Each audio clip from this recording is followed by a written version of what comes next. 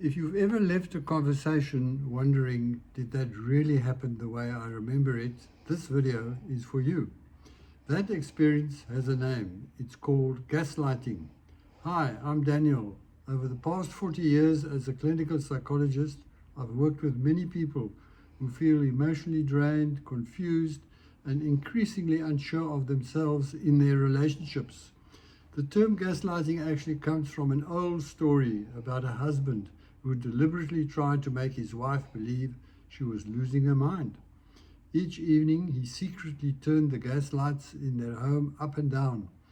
When she noticed the lights changing and questioned him, he insisted nothing had happened. Over time, she began to doubt her own perception of reality.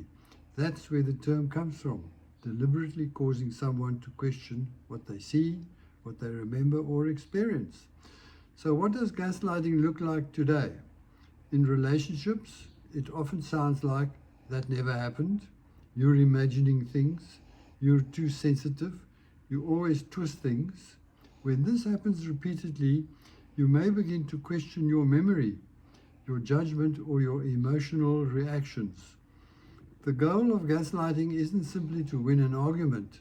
Over time, it shifts your confidence away from your own perceptions and towards the other person's version of reality. Many people tell me they reach a point where they no longer trust their own thoughts or feelings. Here's a brief excerpt from one of the trilogy books that I wrote. It's called I'm All Hollowed Out, that captures this experience. Just give me a moment to find the right place. David leaned forward slightly, not intruding but signaling presence. It sounds, he said gently, as if you're beginning to hear your own voice again, and perhaps also noticing when the voice you hear is not yours. Jean gave a small, startled nod, as if she hadn't expected him to understand quite so quickly.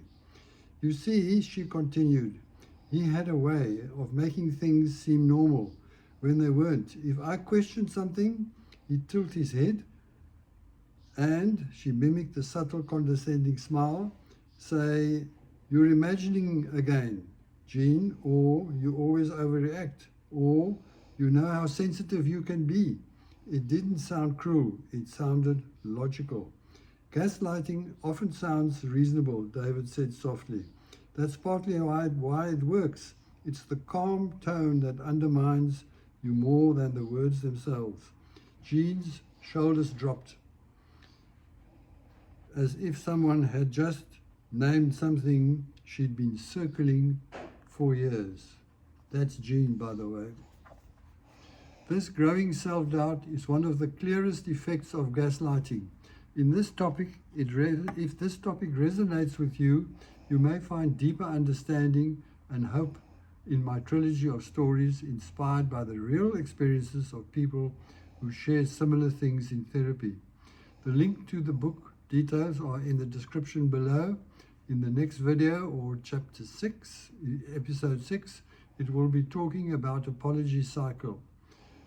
Why hurtful behavior is often followed by kindness and why that makes these relationships so difficult to leave. The link to it is in the description below. If you missed the first episode in this series, the link to it is also in the description section below. If you benefited from this episode, please give it a like.